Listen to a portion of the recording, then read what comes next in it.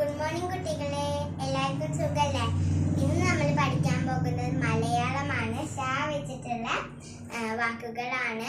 അപ്പൊ നമുക്ക് ഷ വെച്ചിട്ടുള്ള വാക്കുകൾ നോക്കാം. അപ്പൊ ഇതാണ് ഷ. ഇവിടെ ടീച്ചർ ഇവിടെ കുറെ ഒരു 3 വാക്കുകൾ എഴുതിയില്ലേ?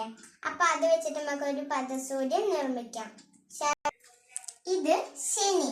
ശനി നമ്മളെ ആഴ്ചയിലത്തെ ഒരു ദിവസമാണ്. അപ്പൊ ഇത് ദോശ. ദോശ നമ്മളെ രാവിലത്തെ ബ്രേക്ക്ഫാസ്റ്റ് ആണ്. ഇത് പശു. പശുവിനെ നിങ്ങളെല്ലാവരും കണ്ടില്ലേ? അപ്പൊ നമ്മൾക്ക് ഇവിടെ ഒരു വാക്കും കൂടി ചേർക്കണം. നിങ്ങൾ പറയൂ. അപ്പൊ നമുക്ക് ഇവിടെ ശിശു എഴുതാം. ഇതാണ് ശിശു. കുട്ടികളെയാണ് നമ്മള് ശിശു എന്ന് പറയാ. എന്നാണ് ശിശുദിനം എന്ന് നിങ്ങൾക്ക് അറിയാമോ? നവംബർ 14 ആണ് നമ്മള് ശിശുദിനം ആഘോഷിക്കുന്നത്. അപ്പൊ നിങ്ങൾ ഷ വെച്ചിട്ടുള്ള വാക്കുകൾ പഠിച്ചില്ലേ?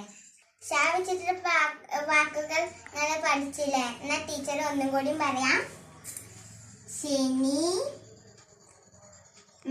ദോശ, പശു, ശിശു. അപ്പൊ എല്ലാവരും ഈ വാക്ക്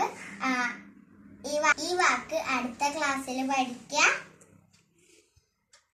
അടുത്ത ക്ലാസ്സിൽ കാണാം. ബൈ.